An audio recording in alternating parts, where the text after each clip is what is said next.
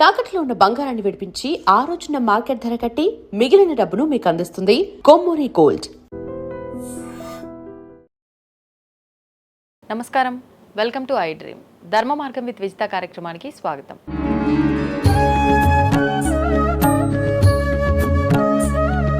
ప్రస్తుతం మనతో పాటు ఉన్నారు ప్రముఖ ఆధ్యాత్మికవేత్త ప్రొఫెసర్ సత్యనారాయణ మూర్తి గారు. ఇప్పుడు గురుగారితో మాట్లాడదాం. నమస్కారం గురుజీ. నమస్కారం మా విజిత. గురుజీ, ఈసారి అంటే మనకు ఈ ఫిబ్రవరి నెలలో వచ్చే అమావాస్యకి ఏదైనా విశేషం ఉందా?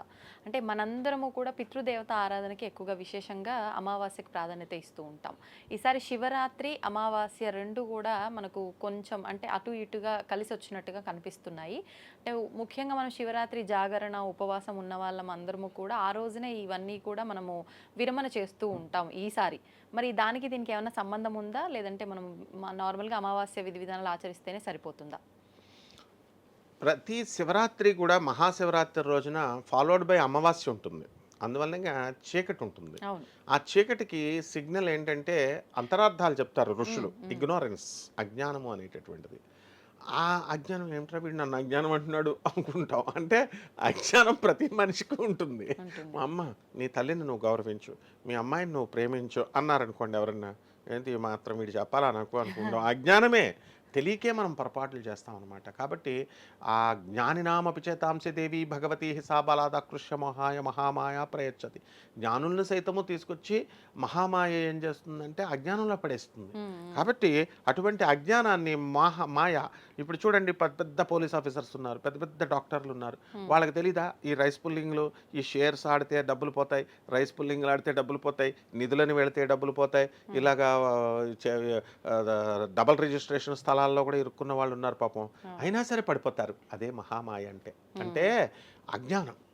కాబట్టి ఈ ఈ యొక్క అజ్ఞానాన్ని పోగొట్టి జ్ఞానజ్యోతినిస్తాడు ఆయన, ఆది గురువు పరమేశ్వరుడు. అటువంటి ఆది గురువు మహాలయ ఈ రోజున, ఈ అమావాస్య మహాశివరాత్రి రోజున చక్కగా నాట్యం చేస్తాడు. ఆకాశంలో ప్రదోష సమయంలో మనకి నాట్యం చేస్తాడు. అది ఇక్కడ.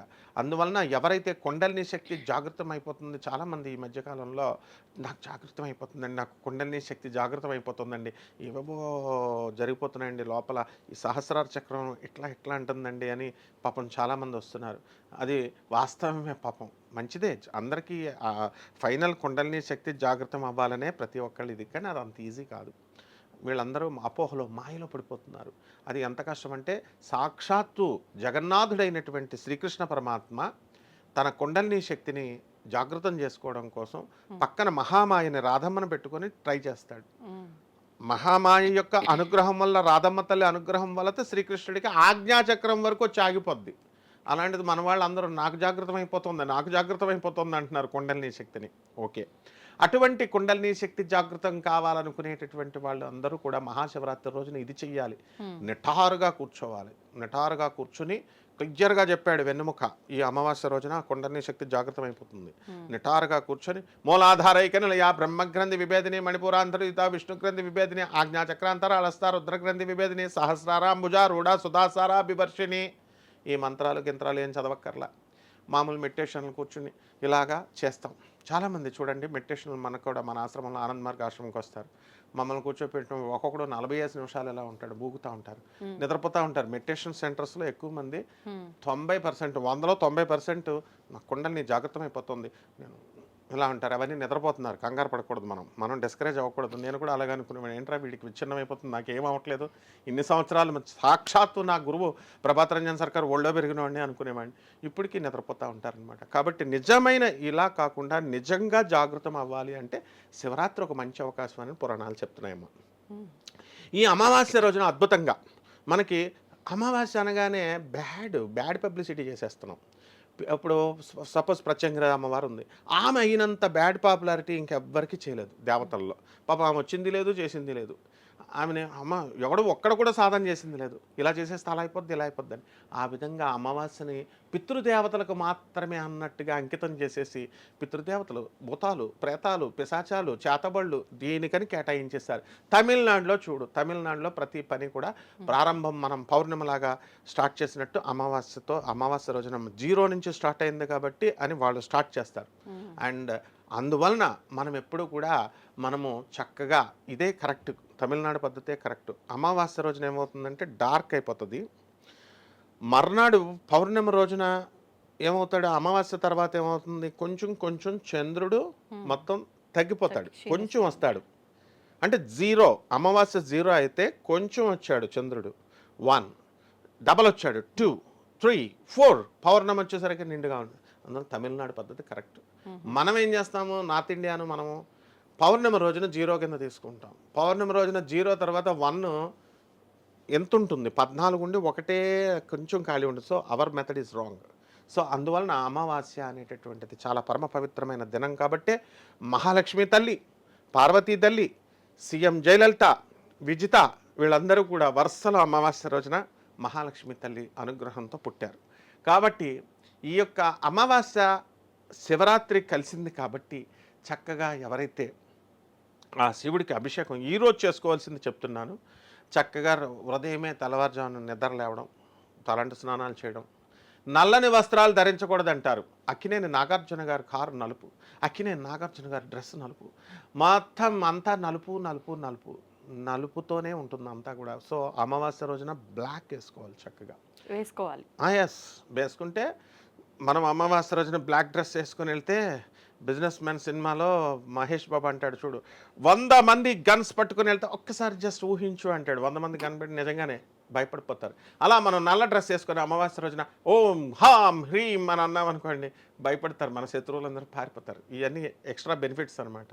భర్త కనుక భార్యలను బాధిస్తున్నారనుకో, భర్తలు ఏమని చేయక్కర్లేదు, జుట్టు విరబోసుకోవడం, నల్లబట్టలు వేసుకోవడం, అమావాస్య రోజున సాంబ్రాణి వేసేయడం, గుగ్గులు వేసేయడం, అంతే. భర్తకి నోరెత్తడు వాడు, మంత్రగతి అయిపోయిందిరా బాబు అని.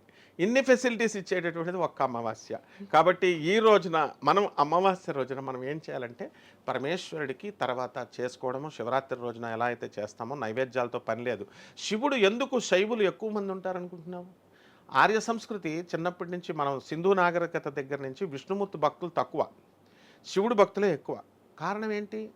ఏ తవ్వకాలు చూసినా హిరోషిమా, నాగసాకి, మొఘల్ సరాయ్, వారణాసి దగ్గర ఏ చూసినా శివలింగాలే కనబడతాయి. ఎందుకంటే శివుడు ప్రసాదాలు అడగడు, విష్ణుమూర్తి ప్రసాదాలు ఎక్కువ ఇవ్వాలి, కుంభాలు ఇవ్వాలి, అప్పాలు, పాయసాన్ని, పులిహార, ఇన్ని రకాలు పెట్టాలి.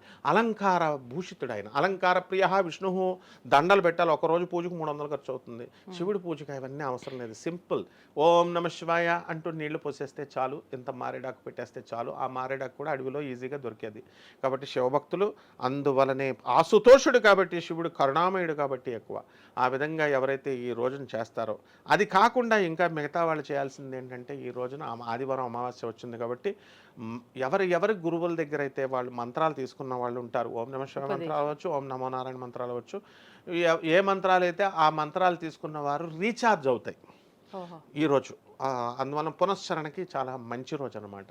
కాబట్టి ఈ యొక్క అమావాస్య రోజున మనము ఎవరైతే బ్లాక్ మ్యాజిక్స్ చేశారు అని బాధపడుతున్నటువంటి వాళ్ళు, మనం అనుభవిస్తున్నామని అనుకుంటారో అటువంటి వాళ్ళు మన పరమేశ్వరుని కానీ, శివరాత్రికి రోజున మన పరమేశ్వరుని కానీ, దత్తుడిని కానీ, దత్తాత్రేయుని కానీ, ఆంజనేయ స్వామి వారు రుద్రాంశులు కాబట్టి వీళ్ళంతా కూడా ఎవరైతే వాళ్ళ యొక్క స్తోత్రాలు చదువుకుంటారో, సింపుల్ బెల్లం ముక్క నివేదన పెట్టి లేదా అరటిపళ్ళు, కొబ్బరికాయ కొట్టి ఈ యొక్క ఆరాధన చేస్తారో అటువంటి వాళ్ళకి వేల లక్షల రూపాయలు ఖర్చు పెట్టినా సరే తగ్గనటువంటి భూత ప్రేత పిశాచాల బాధ నుంచి, చేతబళ్ళ బాధ నుంచి, అన్ని బాధల నుంచి తొలగిపోతారు. ఇంత గొప్పదమ్మ ఈ రోజు శివరాత్రి రోజున వచ్చినటువంటి అమావాస్య.